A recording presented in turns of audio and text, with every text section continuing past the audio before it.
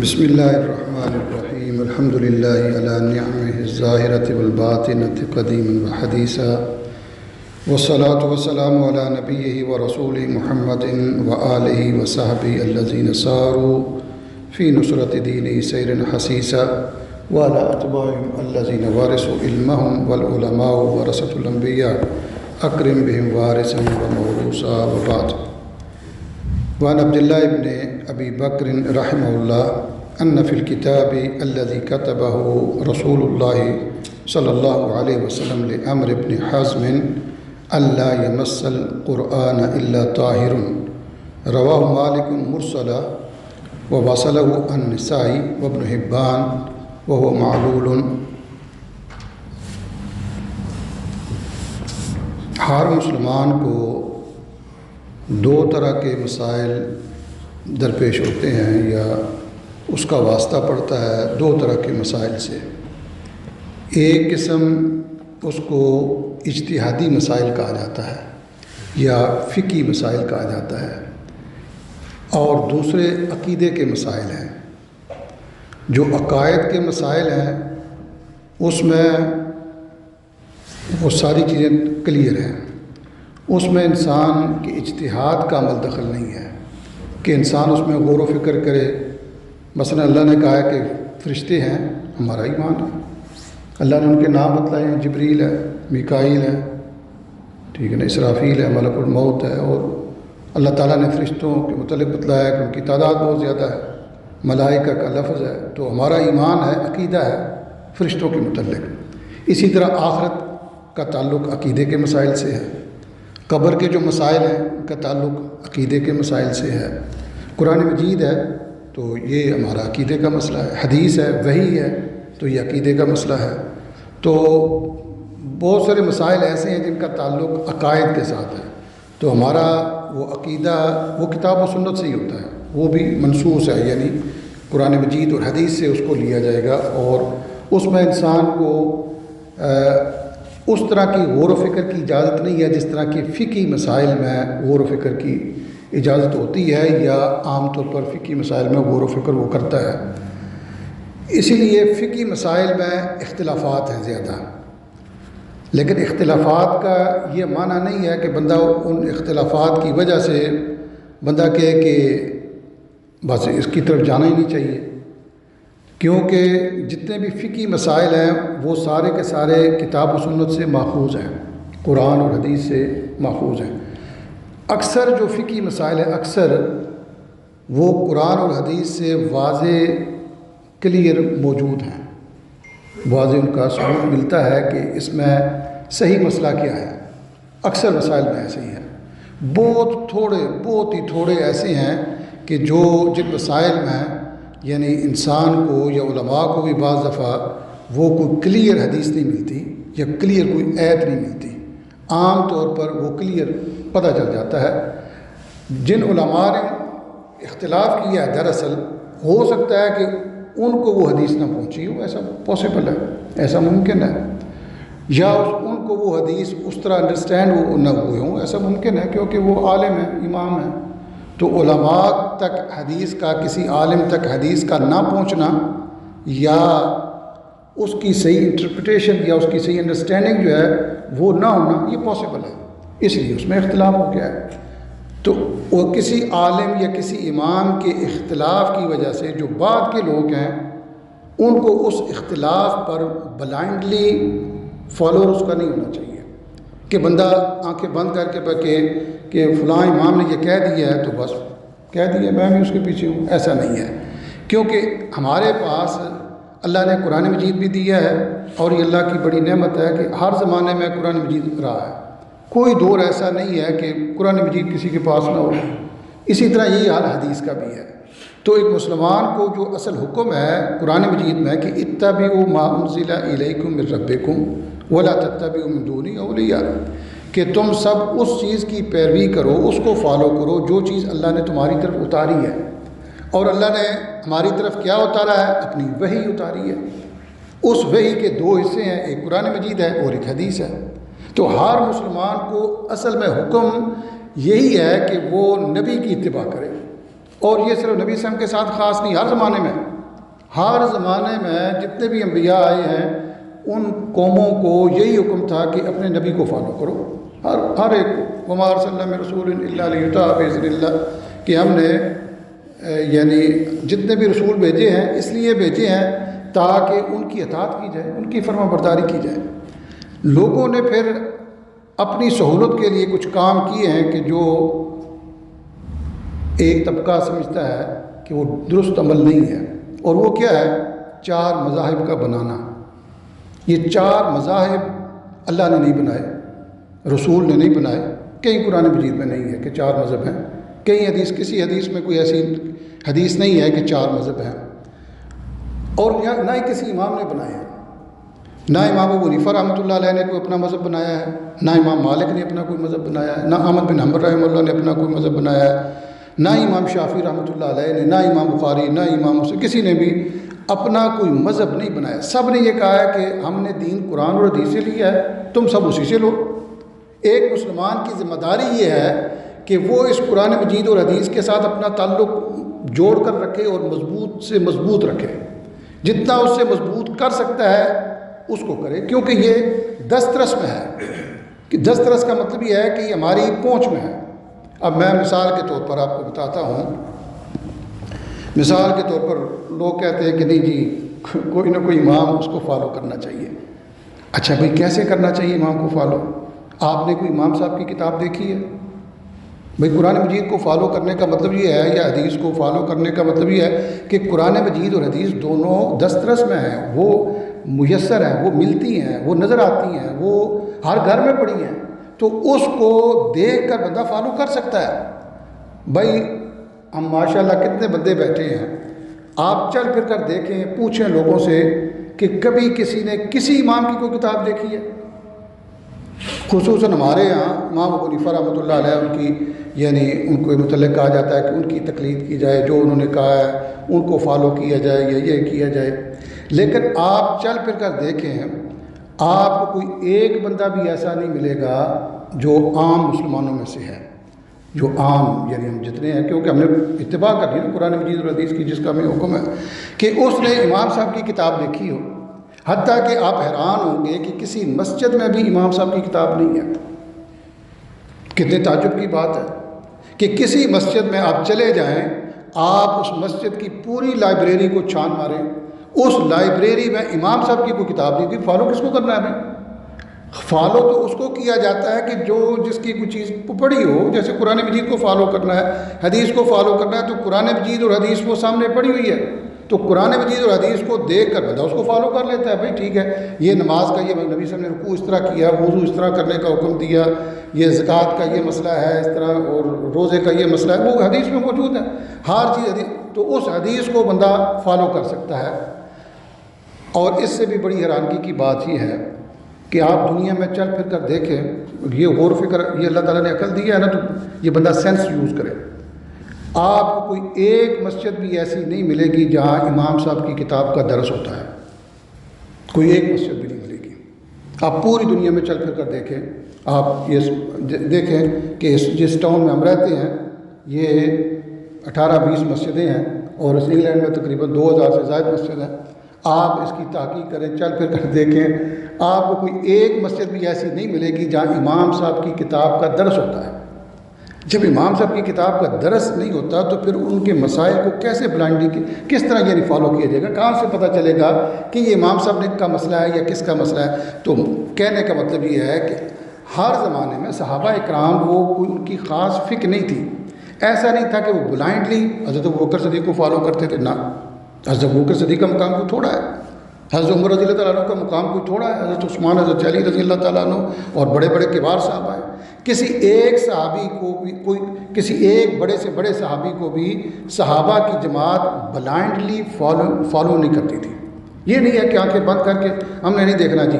اب ظاہر ہے کہ اس میں بھی سارے ایک درجے کے تو نہیں تھے، اس زمانے کے سارے ایک درجے کے علماء نہیں تھے، ایسا نہیں تھا کہ وہ سارے کے سارے اس طرح کے فقیہ ہیں جس کو اللہ تعالیٰ نے، جس طرح مسلمانوں میں عام مسلمانوں میں عالم ہے، فقیہ ہے، امام ہے، تو اسی طرح صحابہ اکرام میں بھی درجات ہیں۔ بعض صحابہ بعد میں مسلمان ہوئے، ان کے پاس اتنا اس طرح کی فکر نہیں ہے جس طرح کہ ان صحابہ کے پاس فکر ہے یا اجتہاد ہے یا سوچ سمجھ ہے یا دین کا فہم ہے، جو پہلے دن سے مسلمان ہوئے اور نبی علیہ السلام کے ساتھ انہوں نے زیادہ عرصہ گزارا۔ لیکن اس کے باوجود جو عام اس زمانے کا عام آدمی تھا وہ بھی کسی صحابی کی بلائنڈلی فالوئنگ نہیں کرتا تھا، کیونکہ بلائنڈلی فالوئنگ کرنا یہ دو اس میں غلطیاں آتی ہیں، یعنی دو قباحتیں ہیں۔ میں نے پہلے بھی پچھلے درس میں بھی اس چیز کا ذکر کیا۔ ایک تو اللہ کی توہین ہے کہ اللہ نے کہا کہ میری بات مانو، ہم کہیں نہیں ہم نے کسی دوسرے کو بلائنڈلی فالو کرنا ہے۔ اللہ نے کہا کہ رسول کی اطاعت کرو، ہم کہیں گے نہیں ہم تو فلاں امام کی تقلید کریں گے۔ بھائی اللہ نے کسی کی تقلید کا حکم نہیں دیا، رسول نے کسی کی تقلید کا حکم نہیں دیا۔ میں اور آپ کون ہوتے ہیں کہ اپنے پاس سے یہ ایک مقرر کر لیں کہ ہم نے جی امام صاحب کو فالو کرنا ہے، ہم نے امام کی تقلید کا مطلب یہ ہوتا ہے کہ آنکھیں بند کر کے بلائنڈلی فالو کر لیں۔ یعنی ان کے بعض دفعہ ان کی فکر پر دلائل ہوتے ہیں، لیکن اس دلائل کو دیکھنے کا اختیار مقلد کے پاس نہیں ہے۔ سبحان اللہ، آپ اگر ان کی اصول کی کتابیں پڑھیں آپ حیران ہو جائیں۔ اصول کی کتابوں کے اندر لکھا ہوا ہے کہ عام آدمی قرآن اور حدیث کو نہیں پڑھ سکتا ہے۔ عام آدمی صرف امام کے قول کو دیکھ سکتا ہے۔ کیوں؟ اس لیے وہ مقلد ہے۔ اور جو قرآن اور حدیث کے دلائل ہیں یہ امام کے دلائل ہیں، یہ عام آدمی کے دلائل ہے ہی نہیں ہے۔ یہ اصول کی کتابوں کے اندر لکھا ہے۔ اصول فقہ کی جو کتابیں ہیں جو اس طرح کے مسائل پر بحث کرتی ہیں، اس میں یہ ہے کہ یہ قرآن اور حدیث اور اجماع اور قیاس یہ چاروں کے چاروں دلائل مجتہد کے ہیں، امام کے ہیں، عام آدمی کے دلائل نہیں ہیں۔ تو عام آدمی کو تو کہا گیا کہ اس کو فالو کرو، اور عام آدمی کا یہ دین ہے۔ اور اسی دین کے متعلق اللہ نے قبر میں پہلا جو ہی بندہ انسان مرتا ہے پہلا سوال اللہ وہاں یہ کرتا ہے، یعنی جو مشہور سوال ہے تین، اس میں ایک سوال یہ ہے کہ ما دینک، تیرا دین کون سا ہے؟ تو بندہ کہے جی میں تو امام فلاں امام کا پیروکار تھا، تو یہ جواب درست نہیں ہے۔ جواب کیا درست ہے کہ میں اسلام کا اسلام الاسلام دینی، اسلام میرا دین ہے۔ اور اسلام کیا ہے؟ قرآن اور حدیث ہے۔ اور قرآن اور حدیث میں یہ مذاہب کی تقسیم نہیں ہے۔ حکم کیا ہے کہ بندہ قرآن اور حدیث کے ساتھ جڑا رہے، عام آدمی ہو یا خاص آدمی ہو، عالم ہو یا عام آدمی ہو۔ عالم ہو تو وہ قرآن اور حدیث کو دیکھے، اللہ نے اس کو فہم دیا ہے، اللہ نے اس کو علم دیا ہے، اس کو دیکھے، پڑھے، سوچے، سمجھے، غور و فکر کرے تو اس کو مسئلے تک وہ پہنچ جاتا ہے۔ عام آدمی بھی وہ جب عالم سے پوچھے تو قرآن اور حدیث کی روشنی میں پوچھے۔ وہ جب مسئلہ پوچھتا ہے تو وہ یہ پوچھے کہ مجھے یہ بتائیے کہ قرآن اور حدیث کی روشنی میں یہ مسئلہ کیا ہے، یعنی قرآن مجید میں کیا حکم ہے اور حدیث میں کیا حکم ہے، تاکہ وہ عالم یا امام جو ہے وہ قرآن مجید اور حدیث کی روشنی میں وہ عام آدمی کو مسئلہ بتائے، اور عام آدمی پھر اس کو ریسرچ کر سکتے جو کر سکتا ہے۔ کوئی سارے ان پڑھ تو نہیں ہوتے نا، ایسا تو نہیں، اللہ تعالیٰ نے ایسا رکھا ہی نہیں ہے، نظام ہی نہیں ہے۔ انسان پڑھا لکھا ہے، انسان سینس والا ہے، انسان کے پاس بڑی عقل اور بڑا شعور اور بڑی سوچ سمجھ ہے، اور انسان کو جب کوئی عالم امام بتاتا ہے کہ جی بخاری میں یہ حدیث ہے یا مسلم میں یہ حدیث ہے یا ابو داؤد، تو بخاری مسلم ابو داؤد موجود ہے، بندہ کبھی اس کو خود بھی دیکھ سکتا ہے۔ بندہ جا کر دیکھ لے کہ امام صاحب نے، مولانا صاحب نے جو مجھے یہ کہا ہے کہ یہ حدیث بخاری میں موجود ہے، تو میں جا کر دیکھوں کیا بخاری میں یہ موجود ہے، تو دیکھ سکتا ہے، میسر ہے۔ آج کل تو اتنی سہولت ہے کہ آپ یہ فون پر جا کر دیکھیں، فون پر ہر طرح کی حدیث کی کتاب آپ کو مل جائے گی، ہر طرح کی اس کی ٹرانسلیشن بھی ہے، عربی میں ہے، اردو میں ہے، انگلش میں ہے، جس زبان میں آپ دیکھنا چاہیں تو اس زبان میں ہے۔ تو یہ اصل یہ راستہ یہ ہے، اصل یہ چیز ہے کہ بندہ قرآن مجید اور حدیث کے ساتھ جڑا رہے۔ ساری چیزیں اسی سے نکل رہی ہیں، سب چیزوں کا منبع اور جو نکلنے کی جگہ ہے نا، سارے مسائل، ساری چیزیں، عقیدہ بھی اسی میں ہے، فقہ کے مسائل بھی۔ ہمارے ہاں یہ جو گروپ بندی ہے، فرقہ پرستی ہے، یہ فرقے بن چکے ہیں، اور اس کی وجہ سے بہت ساری اللہ تعالیٰ کی رحمت جو ہے نا وہ ہم سے ناراض ہو گئی ہے۔ اللہ ہم سے ناراض ہے، اللہ ہم سے ناراض ہے کہ ہم نے جس چیز کا اللہ نے حکم دیا تھا، اللہ اکبر، یہ سورہ نوح میں پڑھ رہا تھا، تو سورہ نوح میں اللہ تعالیٰ نے کہا ہے کہ انا ارسلنا نوحا الی قومہ ان انذر قومک من قبل ان یاتیہم عذاب علیم۔ اللہ اکبر، کہ ہم نے نوح علیہ السلام کو کہا کہ بھیجا ان کی قوم کی طرف کہ اے نوح علیہ السلام اپنی قوم کو ڈرائیے، اپنی قوم کو ڈرائیے اس سے پہلے کہ ان پر درد دینے والا عذاب آ جائے۔ حضرت نوح علیہ السلام کا فوراً ری ایکشن کیا تھا؟ قال یا قوم انی لکم نذیر مبین۔ ان کا فوراً، انہوں نے کوئی ٹال مٹول، کوئی ڈیل نہیں کی، کوئی سستی نہیں کی، فوراً کہا کہ اے میری قوم میں تمہیں کھلا ڈرانے والا ہوں۔ اور پھر کہا کہ تم کیا کرو، کیا دعوت کیا دی؟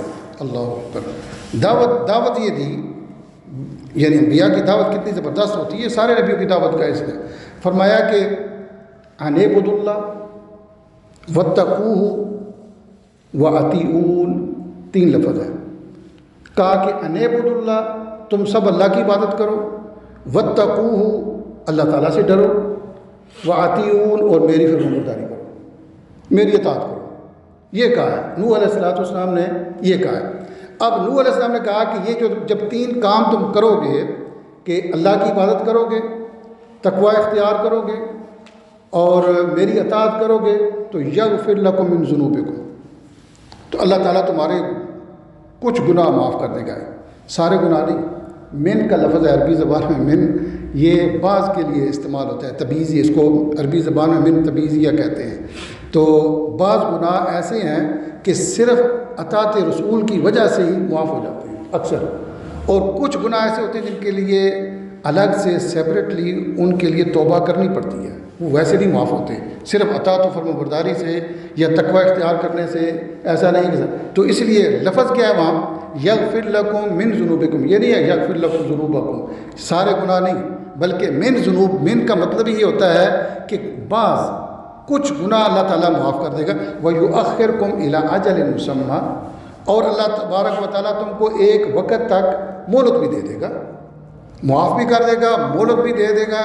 اور پھر کہا کہ ان اجل اللہ اذا جاء، جب اللہ تعالیٰ کا وہ جو مقررہ وقت ہے نا، موت کا یا ڈیتھ کا یا یہ اس طرح کی قیامت کا، جب وہ آ جاتا ہے تو لا یؤخر، لا یؤخر، وہ پھر وہ اس میں کوئی ڈیلے نہیں ہوتا، کوئی لیٹ نہیں ہوتا۔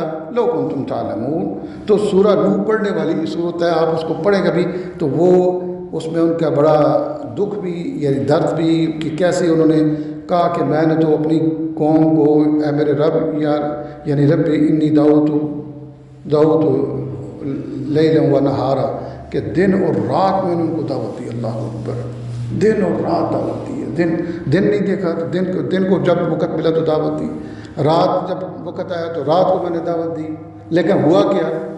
فلم یزدہم دعائی الا فرارا، میں نے جب بھی ان کو دعوت دی تو وہ بھاگ کے مجھ سے، یعنی نبی ہے اور نبی دعوت دے رہا ہے اور وہ اس سے بھاگ رہے ہیں، اور اللہ نے پھر اس کا نقشہ زبردست کھینچا ہمارا وہ پڑھنے کا جو حدیث تھا، تو اس میں یہ ہے کہ کہا کہ یا اللہ، جب اے میرے رب میں نے ان کو جب دعوت دی تو انہوں نے کیا کیا؟ انہوں نے جعلوا اصابعهم فی آذانہم، اپنے کانوں میں تو انگلیاں ٹھونکی کہ واضح نہ آئے، واستغشوا ثیابہم، اپنے اوپر کپڑے اوڑھ لیے تاکہ وہ مجھے بھی نہ دیکھ سکیں، یعنی نبی کو دیکھنا بھی نہیں چاہتے تھے، یعنی واستغشوا ثیابہم، انہوں نے اپنے اوپر کوئی کمبل وغیرہ یا کچھ بڑی بڑی چادریں اوپر اوڑھ لی اور آنکھوں کے اوپر ڈال دی۔ یہ بولتا ہے تو ایک تو کانوں میں انگلیاں ڈالی اور دوسرا اپنے اوپر کپڑا ڈال دیا تاکہ ہم اس اللہ کے نبی کو دیکھ بھی نہ سکیں۔ وَأَصَرُّوا، اور اپنے باپ دادا کے طریقے پر ڈٹ گئے، جو ان کا وہ طریقہ ہوا تھا شرک کا، بدعات کا، خرافات کا، اس پر اڑ گئے۔ اصروا کا مطلب اڑ جانا، اکڑ جانا یا اڑ جانا، بضد ہو جانا، ٹھیک ہے، یہ سارے، تو اس پر وہ ڈٹ گئے، تو وَاسْتَكْبَرُوا اسْتِكْبَارًا، اور بہت بڑا تکبر کیا انہوں نے، یعنی اے اللہ وہ تیری میں بات ان کو بتاتا تھا اور تیری بات نہیں مانتے تھے۔ تو یہ ایسا ہر زمانے میں ایسا، اور پھر اللہ کی رحمت ان سے ناراض ہو گئی، اللہ نے ان کو غرق کر دیا۔ لیکن ہمارے لیے نبی صلی اللہ علیہ وسلم کی دعا ہے کہ اللہ ہمیں غرق نہیں کرے گا، ہم سب کو اللہ تعالیٰ اکٹھا غرق نہیں کرے گا، یہ نبی صلی اللہ علیہ وسلم کی دعا، اللہ تعالیٰ نے نبی صلی اللہ علیہ وسلم کی دعا۔ ورنہ ہم نے جو کام کیا ہے کہ ہم نے اللہ کے دین کو چھوڑ کر اپنے پاس سے فرقے بنا لیے، اپنے پاس سے مذہب بنا لیے، اللہ نے اس کا حکم نہیں دیا تھا۔ تو اصل جو چیز ہے وہ یہ ہے کہ ہم نے قرآن مجید اور حدیث کے ساتھ اپنا تعلق مضبوط کرنا ہے، چاہے ہم عام آدمی ہوں، چاہے ہم خاص ہوں، چاہے کوئی امام عالم ہو، ہر صورت میں۔ تو جب یہ چیزیں ایسی ہوں تو پھر بندے کے اکثر مسائل اس کے حل ہو جاتے ہیں، اکثر وہ یعنی آپ 99% آپ لے لیں، 99.9% وہ چیز کلیئر اس کو مل جاتی ہے کہ کیا کرنا چاہیے کیا نہیں کرنا۔ مثلا جو آدمی صحیح سوچ بچار رکھتا ہے، صحیح علم رکھتا ہے، صحیح خالص دل یعنی سنسیر ہو کر قرآن اور حدیث کو پڑھتا ہے تو اس کو پتہ چل جاتا ہے کہ رفع الیدین کرنا چاہیے کہ نہیں کرنا چاہیے، آمین اونچی کہنی چاہیے کہ نہیں کہنی چاہیے۔ یہ اس طرح کے جو مسائل ہیں کیونکہ وہاں احادیث کلیئر ہے۔ ان چیزوں میں سے ایک چیز جو یہ حدیث میں نے پڑھی ہے اس میں ایک ذکر ہے کہ آیا قرآن مجید کو بندہ بے وضو چھو سکتا ہے کہ نہیں، یہ ایک مسئلہ ہے۔ تو اس میں اکثر علماء جو 4 مذہب ہم نے بنائے ہیں یہ چاروں مذہب کہتے ہیں کہ نہیں چھو سکتے، بغیر وضو کے نہیں چھو سکتے، یہ چاروں مذہب یہ کہتے ہیں۔ لیکن چاروں مذہب ہی ہمارا دین نہیں ہے، ہمارا دین تو قرآن حدیث ہے۔ تو قرآن حدیث میں جب ہم دیکھتے ہیں تو قرآن حدیث میں کوئی ایسی صریح حدیث نہیں ہے، حدیث نہ آیت جو بے وضو کو قرآن مجید چھونے سے روکتی ہو، کوئی حدیث نہیں ہے، نہ آیت ہے نہ کوئی حدیث ہے۔ یہ ایک فقہی ان کی اپنی یعنی ادب و احترام کے حوالے سے یا قرآن مجید کے وقار کے حوالے سے، یا جو انہوں نے جس کو دلیل سمجھا وہ دراصل دلیل تھی نہیں، تو اس وجہ سے یہ مسئلہ بنا۔ اور صحابہ اکرام میں سے بھی کوئی ایسی صریح کوئی دلیل نہیں ہے کہ ان کا کوئی قول ایسا ہو یا ان کا کوئی اجماع ایسا ہو کہ جو یہ کہتا ہو کہ بغیر وضو کے قرآن مجید کو نہیں چھوڑا جا سکتا۔ جس حدیث سے دلیل عام طور پر لی جاتی ہے وہ یہ حدیث ہے، اور ایک قرآن مجید کی آیت ہے۔ قرآن مجید میں یہ ہے کہ لا یمسہ الا المطہرون، یہ قرآن مجید کی آیت ہے کہ اس کو صرف مطہر چھوتے ہیں، جو مطہر، اور مطہر کا معنی لوگوں نے کیا سمجھا ہے؟ باوضو ہونا، حالانکہ طاہر کا معنی ہمیشہ باوضو ہونا نہیں ہے۔ یہ کلیئر بات ہے، ہر آدمی کو پتہ ہے کہ نبی صلی اللہ علیہ وسلم نے کہا ہے کہ المومن طاہر، کہ مومن طاہر ہوتا ہے۔ تو مومن ہر وقت وضو تو نہیں ہوتا اس کا، ہر وقت باوضو تو نہیں ہوتا، جنبی بھی ہوتا ہے، عورت وہ حائضہ بھی ہوتی ہے، طاہر ہی ہے وہ۔ حتیٰ کہ نبی صلی اللہ علیہ وسلم نے تو بلی کو کہا ہے کہ یہ طاہر ہے، لیست بنجس ہے، وہ نجس نہیں ہے، طاہر ہے۔ اس لیے یعنی طاہر کا یہاں جو قرآن مجید کی آیت ہے اس میں دراصل وہ فرشتوں کا ذکر ہے۔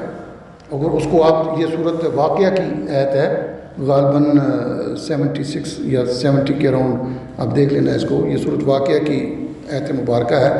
اس میں دراصل اللہ تعالیٰ نے ایک قسم اٹھائی ہے اور کہا ہے کہ، اور قسم ستاروں کے گرنے کی قسم اٹھائی ہے اور کہا ہے کہ انہ لقسم عظیم، کہ یہ بہت بڑی قسم ہے، اگر تم جانتے ہو تو یہ بڑی قسم ہے۔ اور وہ کیا ہے کہ یہ قرآن کریم ہے، یہ قرآن کریم ہے۔ کہاں ہے جی؟ فی کتاب مکنون، یہ لوح محفوظ میں ہے، اور لا یمسہ، اس لوح محفوظ تک دسترس نہیں ہے، الا المطہرون، سوائے فرشتوں کے۔ فرشتوں کو، مخصوص فرشتوں کو اللہ نے اجازت دی ہے کہ لوح محفوظ سے ان تک وہ دسترس ان کو ہے یا پہنچ ہے، یا وہاں تک اللہ نے ان کو ایک لمیٹڈ سا اختیار دیا ہے کہ تم یہ چیز یہاں سے لے سکتے ہو، یہ اللہ تبارک و تعالیٰ دیتا ہے، وہاں کسی دوسرے کو دسترس حاصل نہیں ہے۔ تو اس سے مطہرون سے مراد ہی فرشتے ہیں۔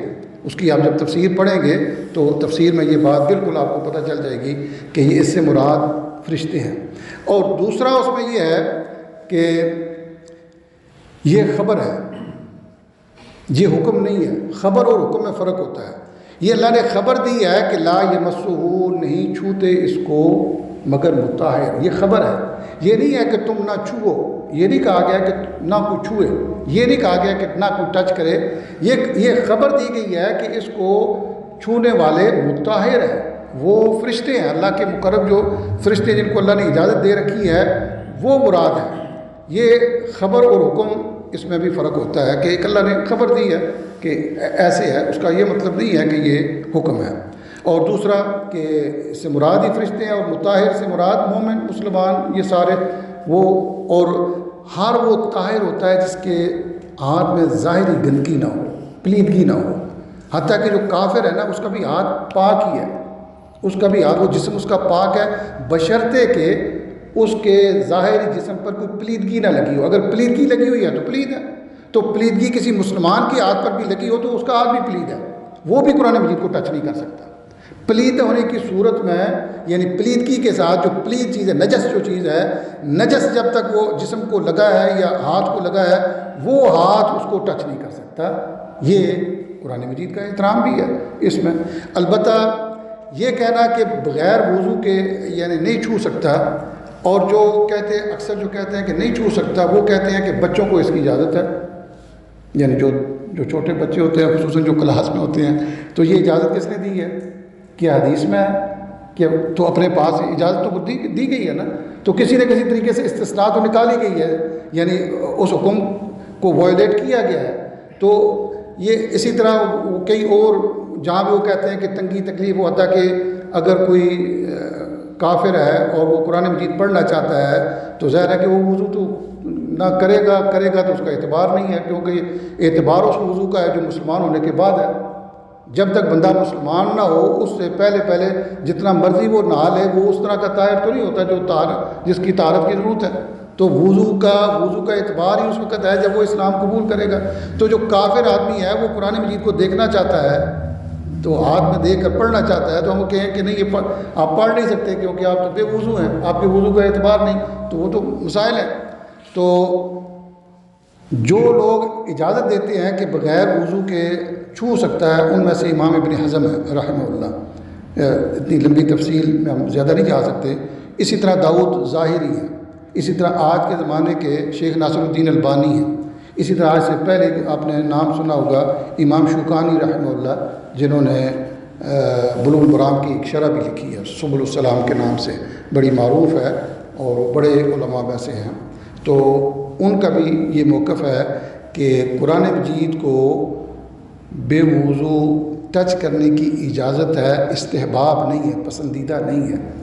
پسندیدہ یا بہتر یا افضل عمل یہ ہے کہ قرآن مجید کو باوضو حالت میں چھوا جائے. یعنی افضل عمل یہ ہے، احسن عمل یہ ہے، لیکن یہ کمپلسری نہیں ہے. وضو کا کمپلسری ہونا صرف نماز کے لیے ہے، باقی کسی چیز کے لیے وضو کمپلسری اوبلیگیٹری نہیں ہے، فرض نہیں ہے. باقی سب چیزوں کے لیے یہ مستحب ہے.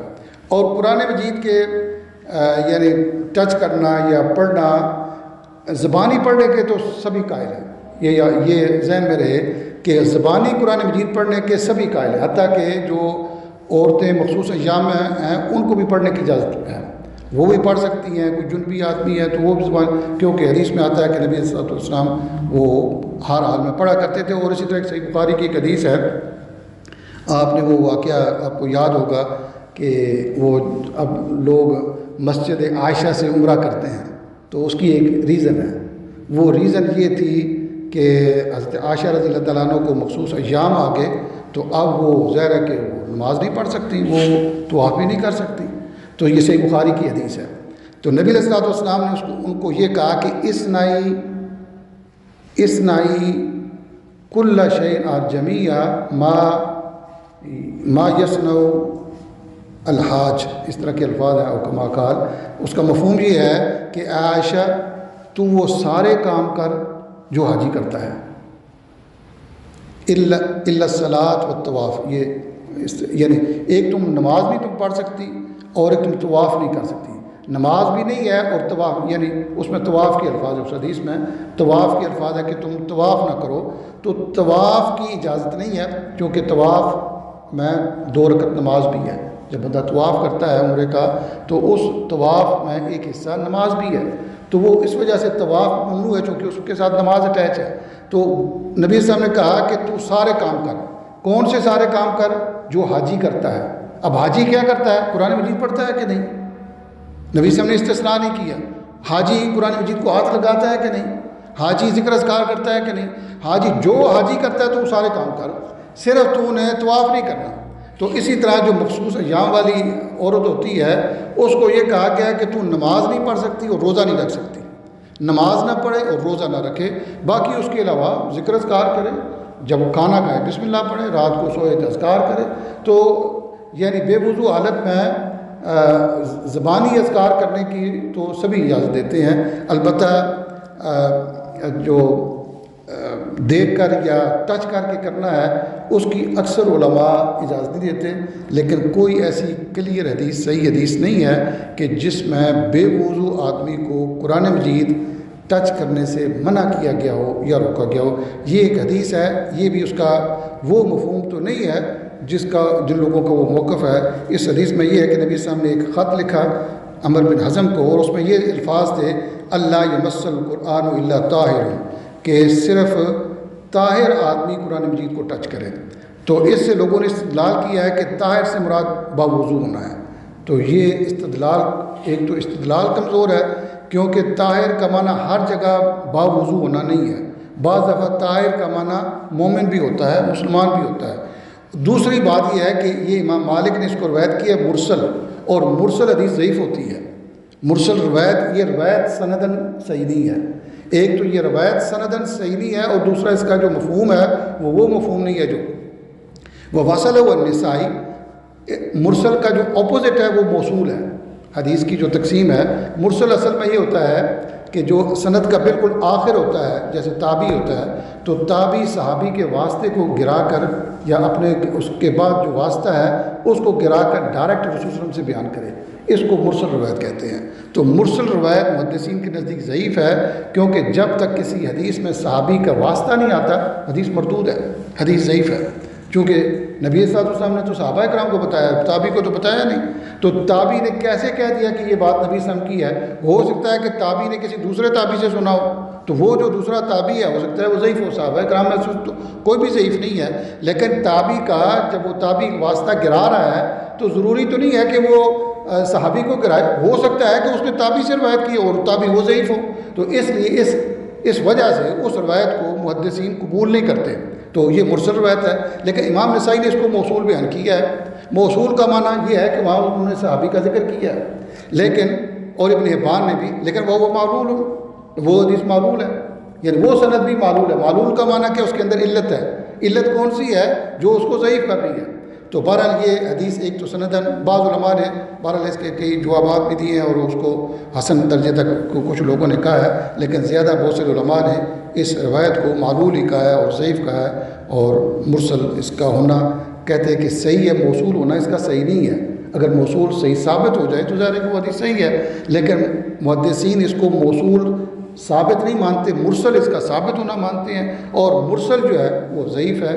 تو بہرحال اس میں واللہ عالم راجح بات یہ ہے کہ قرآن مجید کو جب آدمی ٹچ کر کے پڑھے تو باوضو ہونا چاہیے، چونکہ اللہ کا تقرب وہ حاصل کر رہا ہے۔ باوضو افضل عمل ہے، احسن عمل ہے، خوبصورت ہے، مستحب ہے، بہت ہی اچھا عمل ہے، لیکن اس کو کمپلسری اور اوبلیگیٹری نہیں کہہ سکتے، فرض نہیں کہہ سکتے۔ کسی وقت اگر کوئی اس کو ضرورت پڑ گئی ہے ٹچ کرنے کی تو انشاءاللہ ٹچ کر لے تو حرج کی کوئی بات نہیں۔ واللہ اعلم بالصواب۔